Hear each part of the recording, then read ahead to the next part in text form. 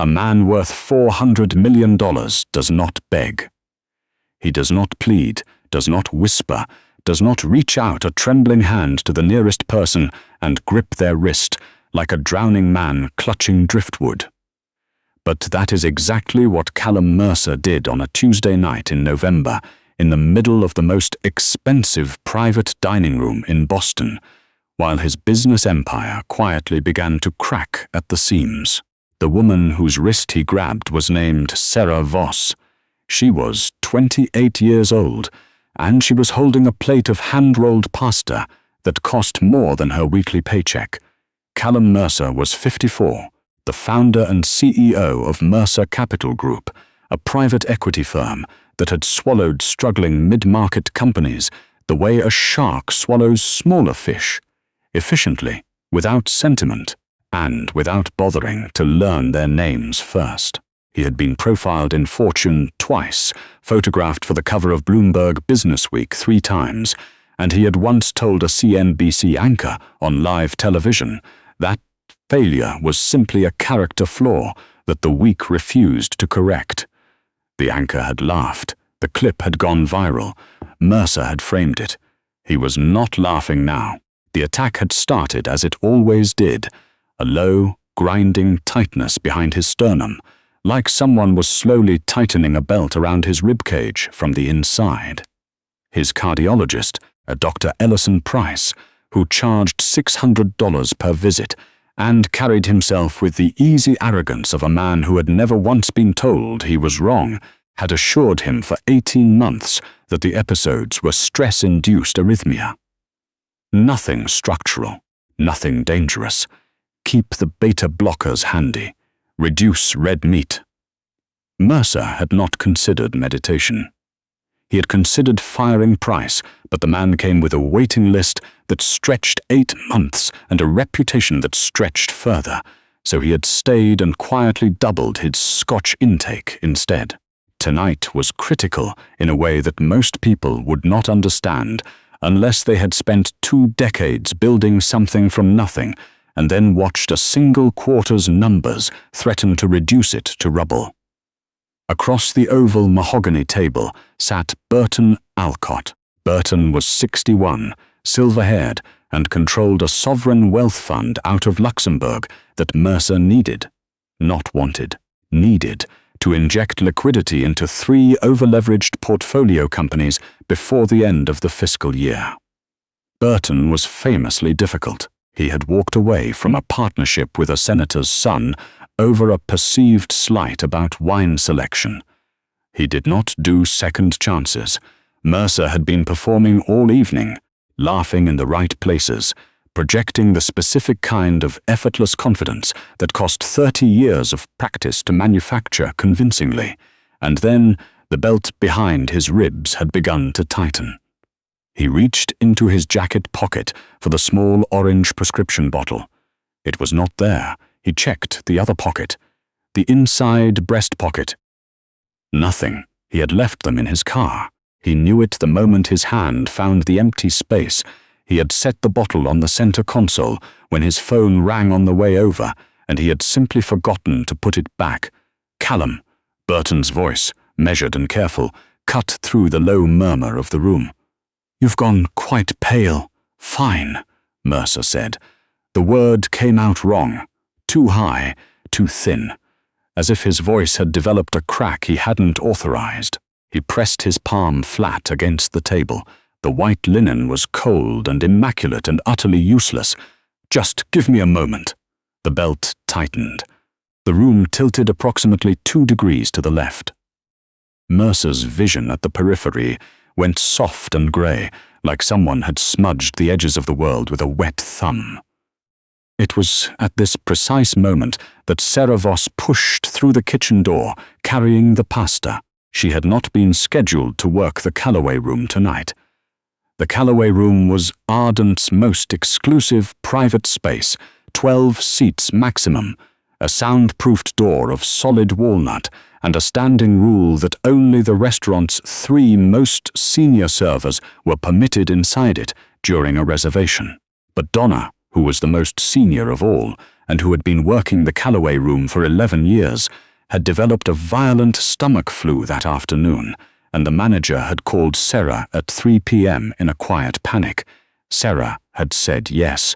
She needed the money in the specific, suffocating way that people need air, not abstractly, not as a preference, but as an immediate and non-negotiable physical requirement.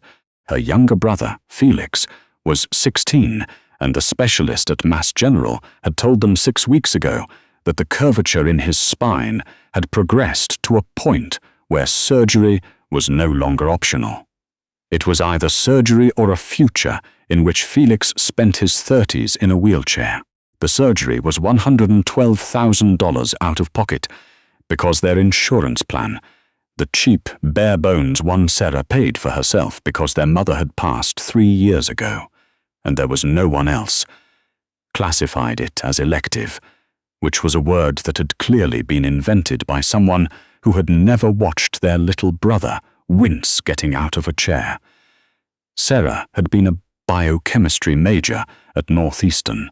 She had been 2 semesters from her degree, with a research assistantship already secured, and a letter of recommendation from her thesis advisor that her advisor had described, while writing it, as the best one she had ever written. Then the diagnosis came, and the bills came, and Sera had done the only math that mattered, 2 semesters of tuition versus Felix's immediate medical needs. The degree could wait. Felix could not. That had been 4 years ago. She pushed through the door, carrying the pasta, read the room in approximately 3 seconds the way only someone trained to read rooms can do, and stopped. The man at the head of the table, the one the reservation was under, the one her manager had described as extremely important. Do not hover, do not make eye contact unless addressed first, was holding the edge of the table with both hands, and his face had taken on a color that Sera recognized with the cold certainty of someone who has sat in too many hospital waiting rooms. She had seen that color on her mother's face twice. In the 2 years before the end, it was the gray of a body beginning to argue with itself. Mr. Mercer. She set the pasta down without ceremony, crossing to his side of the table in 3 quick steps. The other guest, the silver-haired man, had already pushed his chair back and was standing, his expression caught between concern and the practiced calculation of a man deciding how much this situation was going to cost him. Mercer looked up at her. His pupils were uneven. "I'm fine," he said, again. "You're not," Sera said quietly. No apology in her voice. No performance of deference. She crouched beside his chair and pressed 2 fingers to the inside of his wrist with the efficiency of someone who has done it 10,000 times. His pulse was rapid and irregular, jumping and stumbling like a record skipping. "Do you have your medication with you?" He blinked at her.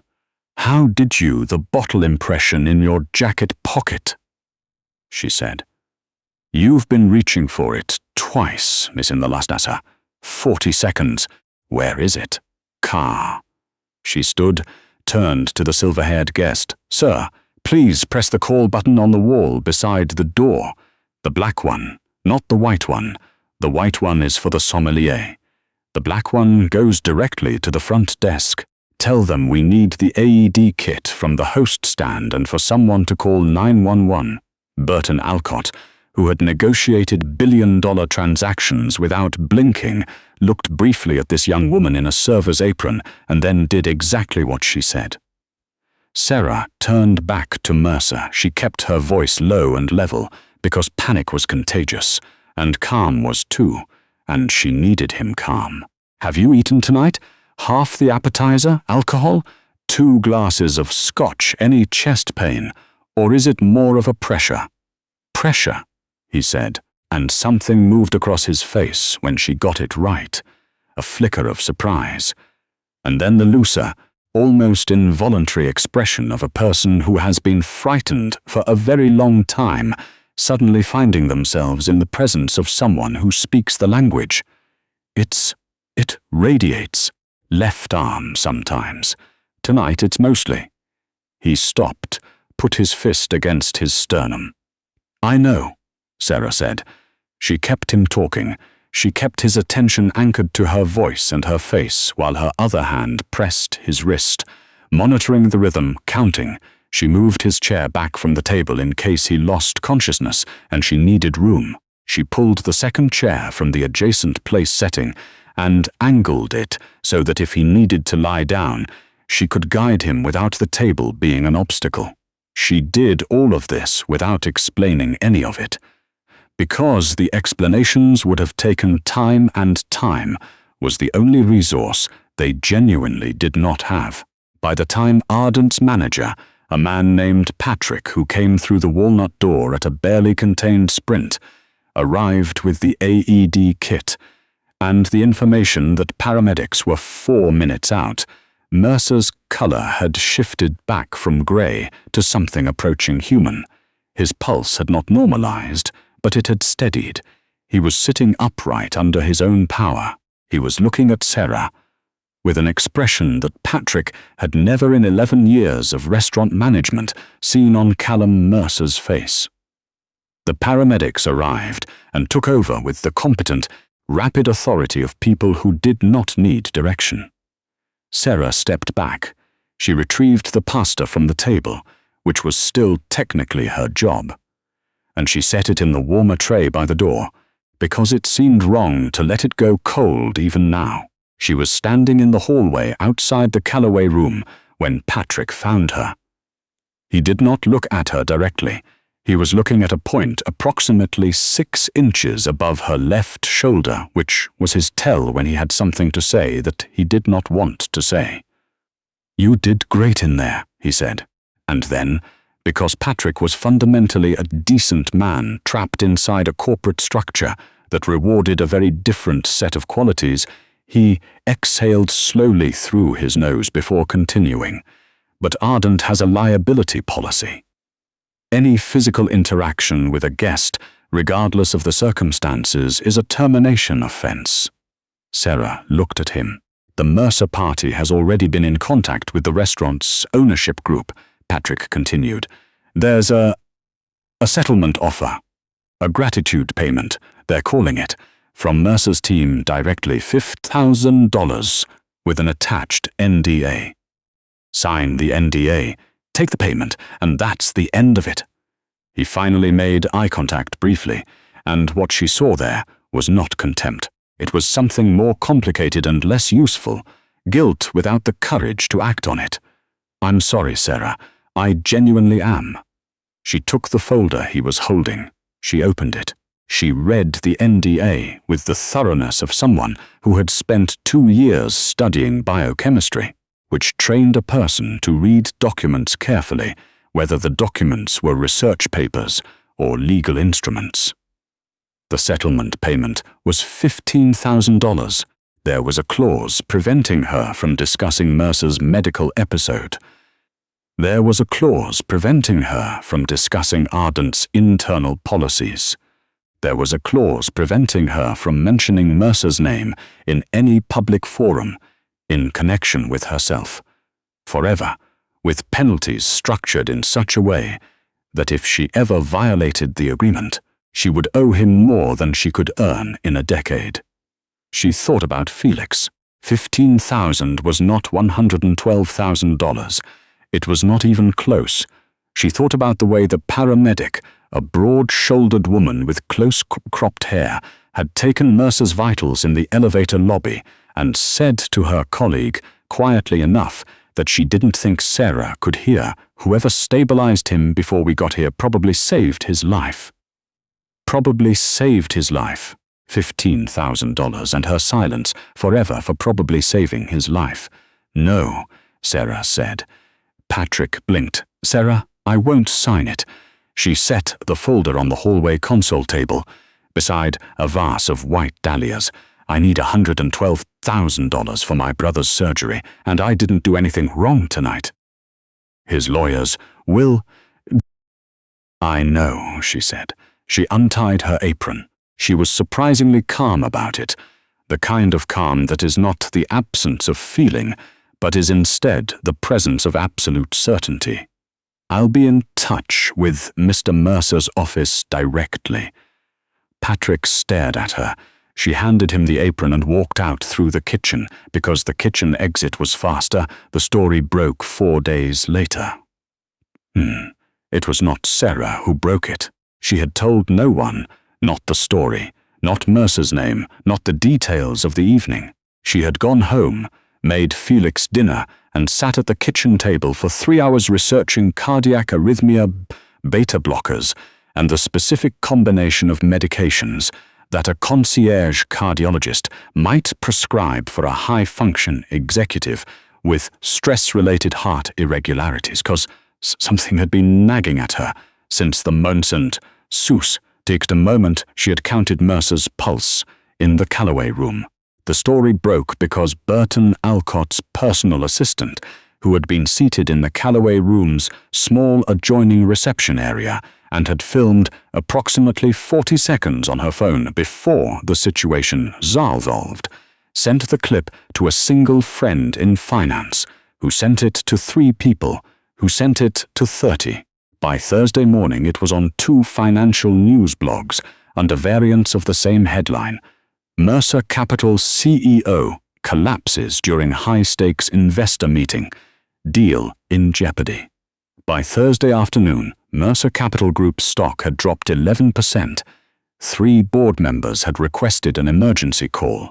The Luxembourg Fund had issued a terse statement announcing that it was pausing discussions with Mercer's Capital pending a full assessment of leadership stability.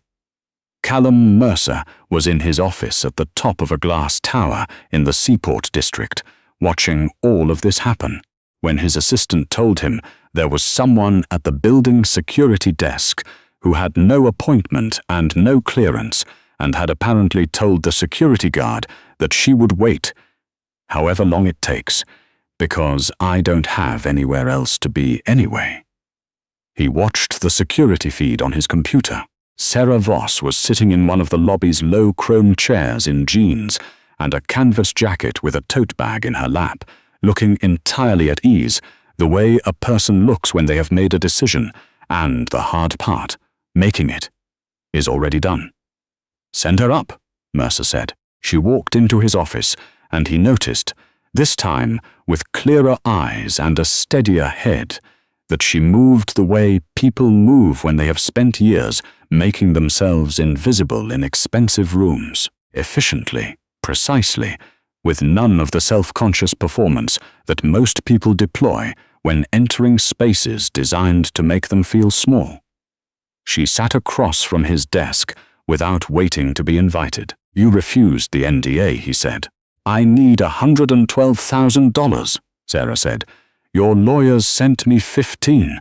I'm not here to be dramatic about it. I'm here because I think I know something that your cardiologist either doesn't know or hasn't told you, and I believe it's more valuable than the number in that NDA, and I'd like the opportunity to explain it before your legal team has me escorted out of the building."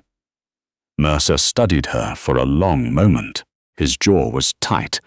He was a man who had built a career on controlling every room he entered, and she had, without apparent effort, taken this one from him. He found he did not entirely mind. "Go ahead," he said. She opened the tote bag and set a printed document on his desk. It was dense with text, research citations, molecular diagrams, a timeline she had constructed by hand. "Your beta blocker," she said. "Dr. Price has you on metoprolol, 100 milligrams extended release, once daily." "I'm guessing, but you can tell me if I'm wrong." She watched his face. His expression did not change, but his stillness changed quality, the way water changes quality when you add something to it. She had guessed right. Metoprolol is also frequently prescribed alongside antidepressants for executives under sustained high-load stress. "Are you on an SSRI?" A pause. Long enough to mean yes. "Venlafaxine," he said finally, 150 milligrams. Sera pointed to the 3rd page of the document. Metoprolol and venlafaxine in certain patients with a specific polymorphism in the CYP2D6 enzyme which is a liver enzyme responsible for metabolizing both drugs, can cause a dangerous accumulation of metoprolol in the bloodstream. Instead of maintaining a therapeutic level, the drug accumulates. It doesn't cause the arrhythmia, it causes what presents as arrhythmia. It causes erratic, unpredictable cardiac rhythm disruptions that mimic pathological arrhythmia almost exactly on a standard EKG. Mercer had not moved. "Have you ever had a CYP2D6 metabolizer panel run?" Sera asked. "Price never mentioned it. It's not a standard panel. Most cardiologists don't order it unless they're specifically looking for pharmacogenomic interactions. It's not negligence exactly, it's just," she paused, choosing the word precisely, "incomplete. But if you're a poor metabolizer of CP2D6 substrates, you've essentially been slowly accumulating a drug in your system for 18 months that is causing the very episodes you're taking it to prevent." The silence in the office was total. Outside the floor-to-ceiling windows, Boston Harbor was silver and cold in the November light, and somewhere below them the city was conducting its indifferent business entirely, unaware that a conversation was happening 32 floors up that was quietly restructuring itself around a piece of information itself.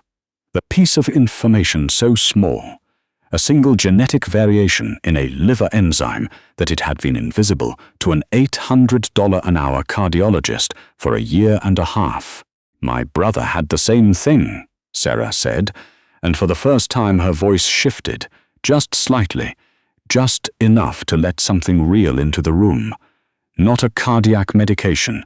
It was an anticonvulsant they put him on for something unrelated, combined with a muscle relaxant after a procedure.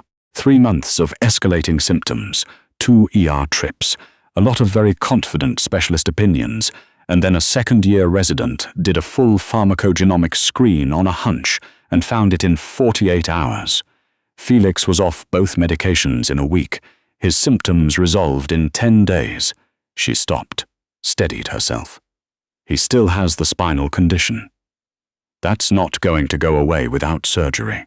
But the other stuff, the stuff the doctors kept chasing, kept treating, kept prescribing for, that stopped. Because the cause was never what they thought it was." Mercer was quiet for a long time. "If you're right," he said slowly. "He missed it," Sera said. Not unkindly, just accurately. Mercer turned and looked out the window. She watched the muscles in his jaw window. She watched the muscles in his jaw work. She had seen that expression before, not on him specifically, but on the faces of people who have spent a very long time carrying something they did not know they were carrying, who have just been told that the thing might be removable. It looked like disbelief and relief simultaneously, which was an uncomfortable combination to wear in front of someone you had never met until 4 days ago. He turned back. "What do you need?" he said. "The surgery is $112,000, Sera said. "I'd also like my job back, but I understand that's not within your control. What I'd actually like, what would actually be useful to me long-term, is I have 2 semesters left on my biochemistry degree at Northeastern. I left 4 years ago to take care of Felix. I'd like to go back and finish, and then I'd like to apply to medical school." Mercer looked at her for a moment that stretched. "You walked into a private dining room carrying pasta," he said, "and you picked up a pharmacogenomic drug interaction in a stranger's chart that a board-certified cardiologist missed for a year and a half." "I've had a lot of time to read," Sera said. Something shifted in Callum Mercer's face. It was not quite a smile. It was the expression of a man who has built a career on the ability to identify things that are genuinely rare, and who has just found one in an unexpected container. He pressed the intercom on his desk. "Get me Diane Hartwell," he said to his assistant. Then to Sera, "Diane is my CFO and my general counsel. She will draw up a new agreement this afternoon. The surgery will be funded by my personal charitable foundation before the end of the business day. Your tuition at Northeastern will be covered in full, including your final 2 semesters and medical school, at whatever institution accepts you. In return, I'd like you to consult with my medical team for the next 6 months, while I pursue the pharmacogenomic testing and wind down the current medications under proper supervision. A consulting arrangement. With a salary, Sera was quiet for a moment. She had prepared herself for resistance. She had prepared arguments, fallback positions, the particular brand of composed stubbornness she had spent 4 years developing as a form of armor. She had not quite prepared herself for yes. "How much?" she said.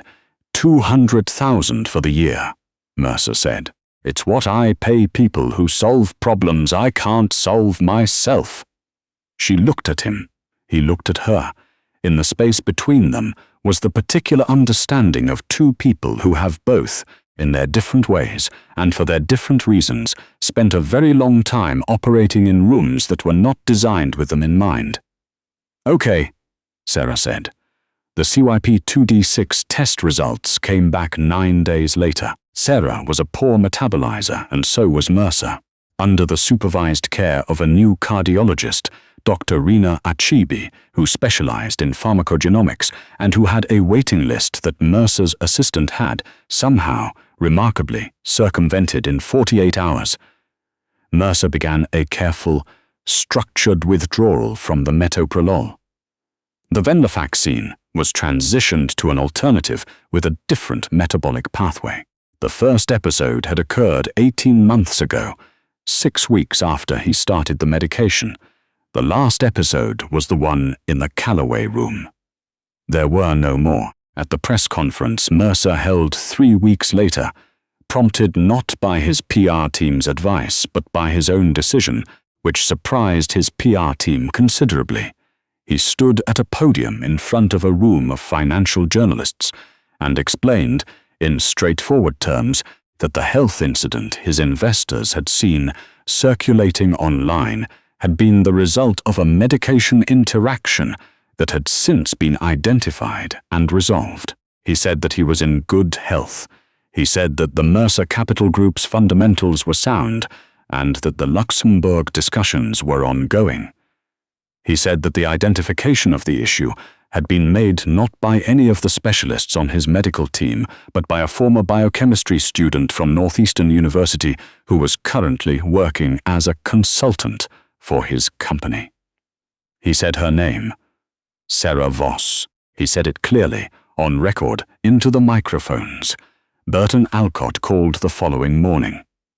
The Luxembourg Fund re-entered discussions. The stock recovered and then climbed past its previous high because markets are partly rational and partly narrative, and the narrative of a CEO who had discovered a medical problem, resolved it, and stood up to explain it publicly was a better story than the narrative of a CEO who was hiding something in a private dining room. Felix's surgery was scheduled for January. The surgeon, one of 3 specialists in the country who performed the specific reconstructive procedure Felix needed, called it textbook.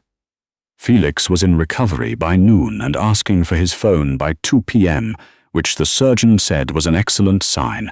Sera was sitting in the hospital waiting room when Mercer texted her. It was not a long text. He was not a man given to long texts.